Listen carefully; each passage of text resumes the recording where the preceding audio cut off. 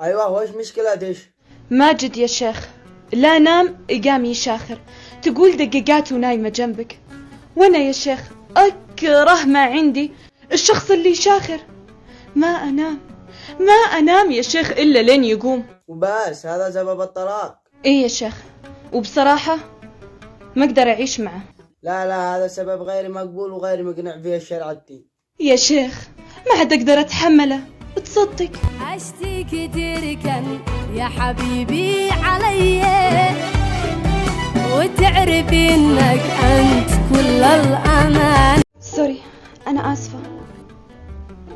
يا شيخ خليك معي شوي، الله يطول عمرك. الكلام اللي هي قالته صحيح ان عندي شخير، لكن مو لهالدرجة، هي بالغت شوي يا شيخ. لا مبالغة يا أخي، أنت ما تستحي لو ما تشخر عند زوجتك وهي نايمة. يا شيخ بس السالفة ولا كلمة ولا نخ، تضل قلع